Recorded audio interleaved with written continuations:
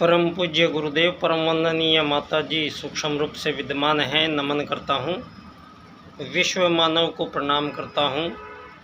और दोस्तों, आदि शक्ति माँ गायत्री प्राणों की देवी है।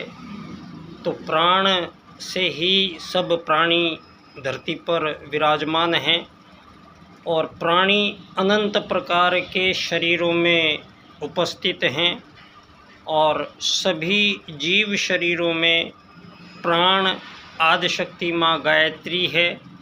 इस कारण सभी प्राणों से जीवित हैं। मैं उन महाप्राणों को बारंबार नमन करता हूँ, जिन प्राणों के कारण सभी प्राणियों के साथ साथ मानव प्राणी भी यहाँ जीवन में उपस्थित है। उसी कड़ी में मानव होने के नाते मैं उपस्थित हूँ आप सबके समक्ष। और ये स्थान भी विशेष है और यहाँ ये दो चित्र आपको दिखाई दे रहे हैं। ये दो चित्र जीवन में बहुत ही महत्वपूर्ण मेरे लिए स्थान रखते हैं और संभवतः इन दो चित्रों के माध्यम से मेरे पिछले 30 साल का जीवन, इन दो चित्रों के माध्यम से ही मेरा प्रत्येक सांस इन चित्रों के माध्यम से ही यहाँ पर उपस्थित है और इन्हीं दो चित्रों की मैं बात करूँगा। दोस्तों, ये दो चित्र यहाँ आपको दिखाई दे रहे हैं। ये इस धरा पर कम ही बार होता है और हमेशा जब भगवान श्री राम आते हैं राम राज्य की स्थापना के लिए, तो यहाँ अपने साथ हनुमान जी को ज़रूर लेके आते हैं और हनुमान जी उनका वो कार्य कर देते हैं जो असंभव कार्य होते हैं। दोस्तों, वैसे तो परम पूज्य गुरुदेव स्वयं साक्षात महाकाल ऐसे समय पर धरती पर आए जहाँ मानवों के पिछले 1.5-2 हज़ार साल के षड्यंत्र इम्प्लीमेंट हो चुके थे। मानवीय त्रुटियाँ, मानवीय गलतियाँ दोहराते उनको इस कदर स्थापित कर दिया गया था और सारे मानव समाज को सारे विश्व में एक बहुत ही सूक्ष्म अदृश्य पर्दे से संचालित करने के लिए मानवों को एक तरीके का गुलाम बनाया गया। और ये मानवों पर जो ये गुलामी लादी गई है, ये है पूंजीवाद। पूंजीवाद राजनीतिक शब्द है, लेकिन इसके जो प्रभाव हैं वो धरती पर जहाँ भी मानव अपना जीवन जी रहे हैं उनके अपने संपूर्ण जीवन में इस पूंजीवाद का असर प्रत्येक दिन, प्रत्येक स्थान पर, प्रत्येक गतिविधि में इससे उसके 2-4 हाथ होते हैं। और सारा मानव जीवन सारी दुनिया में धन आधारित जीवन पद्धति से संचालित पिछले 1.5-2 हज़ार वर्षों में ही किया गया है और इसको पूंजीवाद कहा गया है। इस पूंजीवाद से मानव जीवनों में कुछ इस प्रकार की शब्दावलियाँ धरती पर प्रस्तुत हुई हैं जो हमारे वेद काल में कहीं उनका कोई जिक्र नहीं है। और ये मानवों के बीच तमाम प्रकार के कृत्रिम विभाजन और विभेद इस कदर हो चुके हैं कि सारी धरती पर सारी मानव जाति 2 विश्व युद्ध पहले लड़ चुकी है और तब तो 2 ही परमाणु युद्ध हमले हुए थे। 2 ही परमाणुओं का कमाल हिरोशिमा और नागासाकी पे दुनिया ने देखा था और आज संभवतः हम ऐसे एक चरण में पहुंच चुके हैं जहां अंतिम परमाणु विश्व युद्ध की बिसात सारी दुनिया के देशों में बिछ चुकी है।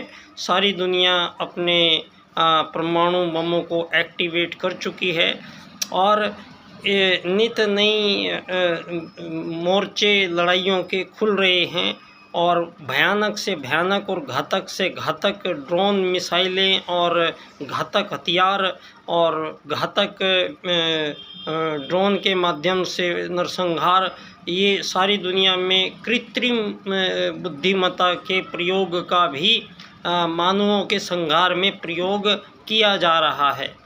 दोस्तों, सारी दुनिया के सामने ये 6 शब्दावलियाँ आई हैं, जिनका परिणाम आज के विश्व की ये स्थितियाँ हैं। और ये 6 शब्द हैं। धरती पर एक ही प्रजाति के जीवों में किसी भी प्रकार की भिन्नता और विभेद परमात्मा ने यहाँ प्रस्तुत नहीं किया है। और यहाँ सर्वप्रथम काल में ही 2 वैदिक सूत्रों के अनुसार ही उस परम सत्ता परमात्मा ने यहाँ 84 लाख प्रकार के जीवनों का आगमन हुआ है।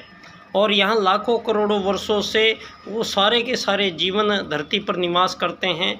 और उन्हीं 2 वैदिक सूत्रों से आज भी सुसंचालित अपना जीवन सारे के सारे जीव धरती पर जीकर जा रहे हैं, जिनमें प्रथम वैदिक सूत्र है आत्मवत् सर्वभूतेषु और दूसरा वैदिक सूत्र है वसुधैव कुटुम्बकम। आजकल ये भारत सरकार ने भी G20 को लिख के वसुधैव कुटुम्बकम लिखा था। तो मेरा निवेदन है कि कोई भी व्यक्ति धरती पर आत्मवत् सर्वभूतेषु के सूत्र को लिखे बिना वसुधैव कुटुम्बकम को लिखने का अधिकारी पात्र नहीं है। उस वसुधैव कुटुम्बकम को जब तक आप आत्मवत् सर्वभूतेषु नहीं लिखेंगे पहले, तब तक उसकी परिभाषा को आपको बताना मुश्किल हो जाएगा। और धरती पर आपने इतने ज़्यादा ये आज़ाद ग़ुलामी के खेल खेले गए हैं कि आज यहाँ 300 से भी आज़ाद देश, नित नए देशों के सर्टिफिकेट बांटे जा रहे हैं आज़ादियों के। तो यहाँ सबसे बड़ा जो उल्टा सवाल धरती पर है कि सारी मानव जाति जो धरती पर निवास करती है, आत्मवत् सर्वभूतेषु के सूत्र के अनुसार इस सारी मानव जाति में किसी भी प्रकार का कोई विभेद, कोई विभाजन नहीं किया जा सकता। इनमें किसी को आप मालिक नौकर नहीं बना सकते। इनमें आप किसी को अमीर गरीब नहीं बना सकते। जो ये इस बनने और बनाने का जो जीवन यहाँ प्रस्तुत किया गया है, ये पूंजीवाद के माध्यम से हुआ है। और जो आज़ादियों के नाम पर ये सारी दुनिया को एक तरीके से भ्रमित होना पड़ रहा है। आपको मैं इसको स्पष्ट कर देता हूँ कि किसी भी देश की आज़ाद सरकार से उनको आज़ादी का सर्टिफिकेट देने से पहले ही उन लोगों ने सभी आज़ाद देशों से एक हस्ताक्षर पहले ही करा लिए हैं कि आपका देश यहाँ अलग अलग ये राजनीतिक पार्टियाँ के दफ्तर खोले गए हैं। और इन राजनीतिक पार्टियों में धनवान और जो बाहुबली हैं, वही लोग इनमें हमेशा से सारे देशों में वो लोग इनके इर्द गिर्द इनके सदस्य बनते हैं। और सारी दुनिया में इम्प्लीमेंट इन 2-3 जो पार्टियां अलग है, तो किसी भी देश की एकता का भंजन तो यहीं पर वो कर देते हैं। और मानवों के अलग अलग झुंड बनाकर और अपनी बात को अलग अलग तरीके से प्रस्तुत करके और देश में अलग अलग पार्टियों में मानवों को विभाजित कर देते हैं। तो सबसे पहले लोकतंत्र का सबसे बड़ा खतरा है कि मानवों के बीच यहाँ पर सारे देशों में विभाजन, मानवों को विभाजित करती हैं ये पार्टियाँ और मानवों को अलग अलग धड़ों में बांटती है। इस अलग अलग धड़ों में अब वोटिंग इनका जो होता है वो जातियों के हिसाब से, अपने परिवार के हिसाब से और अपनी ही सारी दुनिया में और विशेषकर भारत में जितनी भी राजनीतिक पार्टियां हैं, उनकी तीसरी पीढ़ियां भी आज राजनीतिक पार्टियां सारे के सारे सदस्य वही उसमें लोकसभा में और विधानसभा में बैठे हैं। ये भला हो इस बार हमारे देश की इस सनातनी सरकार का, इसने अब परिवर्तन शुरू किया है और यहाँ गुंजाइश बनी है कि यहाँ उस स्थिति का लोकतंत्र आएगा जो पूंजीवाद से नहीं चलेगा। तो दुनिया में किसी भी आज़ाद देश की सरकार को, वहाँ के प्रधानमंत्री, राष्ट्रपति को या किसी भी गवर्नर को अपने देश की मुद्रा, उनके देश की मुद्रा तो छापते हैं सब अपने कागज़ पे, उस पे 100-250 लिखते भी हैं, लेकिन उस कागज़ के नोट की कीमत जो आप यहाँ 100 रुपये कह रहे हैं, उस नोट की कीमत वो 100 रुपये नहीं है, ये तय करने का अधिकार उन पूंजीपतियों को है जिन्होंने ये पूरा पूंजीवाद अपने हाथ में लेके और पूरी दुनिया में आज़ाद और ग़ुलाम देशों के रूप में इम्प्लीमेंट दिया गया है और आज़ादियों के माध्यम से मानवों को धन आधारित जीवन पद्धति का एक तरीके से ग़ुलाम बनाया गया है। ये पूंजीवादी लोकतंत्र के माध्यम से सारे संसार में ये इम्प्लीमेंट आपके सामने है। परिणाम यही है कि सारी मानव जाति इन आज़ाद देशों में अपने अपने लोगों को थोड़ा वहाँ इकट्ठा करके सीमा रेखाएं खींच के और सारी दुनिया हथियार, गोला बारूद और विध्वंसक और एक दूसरे का कत्लेआम, ये इन सीमा रेखाओं के चक्कर में इन सारी मानव जाति को भ्रमित किया गया है और परिणाम अंतिम परमाणु विश्व युद्ध की ओर दुनिया आज बैठी हुई है। आज ये दो महापुरुष इस धरती पर आए हैं जिन्होंने महाकाल स्वयं आकर धर्म की स्थापना करने के लिए दशम अवतार के रूप में, प्रज्ञा अवतार के रूप में परम पूज्य गुरुदेव यहाँ आते ही युग परिवर्तन का उद्घोष करते हैं। युग परिवर्तन शब्द को मुंह से बोलने की सामर्थ्य किसी मानव में नहीं हो सकती है। ये कार्य महाकाल का ही है और महाकाल ने आते ही युग परिवर्तन बोला है। और युग परिवर्तन में युग की मानव के द्वारा यहाँ जितनी भी गलतियाँ करती आए हैं मानव और फिर उन गलतियों को दोहराते हुए इम्प्लीमेंटेशन दिया गया है संसार में, आज ये युग परिवर्तन काल में जो बहुत बड़ा परिवर्तन धरती पर होने जा रहा है वो है इस धन आधारित जीवन पद्धति का मानवों के बीच से हमेशा के लिए समापन। सबसे बड़ा काम ये धरती पर होने जा रहा है और ये काम भी उस हनुमान ने किया है जो परम पूज्य गुरुदेव के प्रथम शिष्य हैं, पंडित दीनदयाल उपाध्याय जी।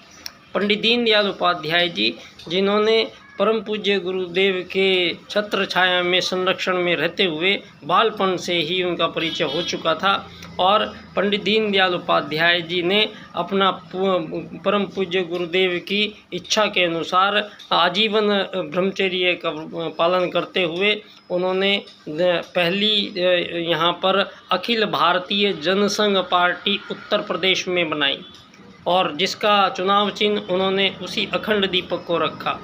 और इस राजनीतिक पार्टी के धीरे धीरे पंडित दीनदयाल उपाध्याय जी ने अध्यात्म को राजनीति में किस प्रकार से प्रस्तुत करना है, परम पूज्य गुरुदेव के निर्देशानुसार अपनी हत्या से 1-1.5 साल पूर्व बम्बई अधिवेशन में सारे विश्व के जितने भी ये देश, आज़ाद देश, वहाँ के प्रधानमंत्री, राष्ट्रपति, यूएनओ के जितने भी आप दुनिया के कर्ताधार हैं, आप सब लोगों का ध्यान अचानक से मैं उन सूत्रों की ओर लेके जा रहा हूँ जहाँ का जो ये परिवेश आपने बनाया है, जिसमें बटन दबते ही सारी धरती का सर्वनाश सुनिश्चित है, सभी जीवों का सर्वनाश सुनिश्चित है। यहाँ से एक 4 सूत्र दीनदयाल उपाध्याय जी ने विश्व राजनीति के पुनर्निर्धारण के लिए बम्बई अधिवेशन में 4 सूत्र प्रस्तुत किए हैं। उन सूत्रों पर आप सारे संसार के राजनीतिज्ञों का, धार्मिकज्ञों का, बुद्धिजीवियों का, वहाँ की आम पब्लिक का, छोटे बच्चों का, जो इस सर्वनाश को रोकना चाहते हैं, केवल और केवल एक ही मार्ग बचा है दुनिया में, आत्मत सर्वभूतेषु के सूत्र को ही मानव जाति स्वयं पर इम्प्लीमेंट करेगी और वसुधैव कुटुंबकम का दायरा पुनः इस धरती को बनाएगी, तो ही मानव जाति आगे इस पे निवास कर सकेगी। तो ये धन आधारित जीवन पद्धति को पंडित दीनदयाल उपाध्याय जी अपने राजनीतिक सूत्र अर्थायाम में स्पष्ट करते हैं कि यहाँ लाखों करोड़ों वर्षों से भारत में यहाँ वस्तुओं का विनिमय होता आया है। हम सारी दुनिया में जो वस्तुएं भेजते आए हैं, सारी दुनिया से वस्तुएं यहाँ आती आई हैं और ये हज़ारों सालों से चलता आया है। लेकिन बदले में कोई धन, रुपया, पैसा, सोना, चांदी, डॉलर का लेन देन का प्रावधान यहाँ नहीं रहा है मानव जाति के बीच में और किसी भी जीव जाति के बीच में इस प्रकार का लेन देन का कोई प्रावधान यहाँ पर नहीं था। और ये यहाँ पर पश्चिम ने इस चीज़ को इम्प्लीमेंट किया है। इस बात को पंडित दीनदयाल उपाध्याय जी कहते हैं। और पंडित दीनदयाल उपाध्याय जी कहते हैं वस्तु विनिमय या सेवा सहायता के बदले धन रुपया पैसा सोना चांदी लेने और देने का जो ये विभाग है, ये पूंजीवाद से संचालित सारी दुनिया के लोकतंत्रवाद। तो यहाँ सारी दुनिया में पूंजीपतियों का एक अलग से षड्यंत्र करके या तो राजा थी या प्रजा थी या फिर सरकार थी या पब्लिक थी, लेकिन यहाँ जानबूझकर उन पूंजीपतियों ने एक बहुत चालाकी से यहाँ काम किया और एक ऐसा विभाग यहाँ क्रिएट किया जिसको प्राइवेट सेक्टर कहते हैं। इस प्राइवेट सेक्टर के निर्माण की कोई बात यहाँ प्रारंभ काल से तीसरे विभाग की कोई कल्पना तक नहीं है मानव के बीचों में। और यहाँ ये षड्यंत्र करके और ये प्राइवेट सेक्टर को बीच में एक पूंजीपतियों का विशेष क्लब बना दिया गया।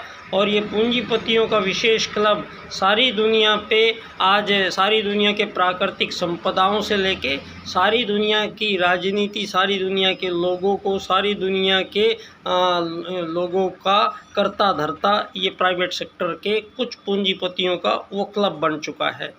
आज सारी दुनिया एक एलन मस्क अकेला अमेरिका के राष्ट्रपति को और सारी दुनिया की राजनीति को प्रभावित करने की दिशा में वो चल भी पड़ा है। आगे उसकी दी गई आर्टिफिशियल इंटेलिजेंस जो उन्होंने दी है, ग्रोक जिसको कहा है, ये ग्रोक पूरी तरीके से षड्यंत्र पूर्वक करके मशीन के अंदर केवल उस प्रकार की वो बातें और जानकारियाँ आई हैं जो भारतीय सनातन धर्म को और भारतीय सनातनियों के बारे में जो इन 1000-1500 सालों में जो उन्होंने बकवास की है वो सारा कुछ भर के और सारी दुनिया को सुनाना ये ग्रोक कर रहा है। लेकिन यहाँ सनातन भारत है और इसका प्रकटीकरण होके रहेगा। और ये प्रकटीकरण स्वयं नासा ने भी भगवान श्री राम के द्वारा बनाया गया श्री राम सेतु पुल का जो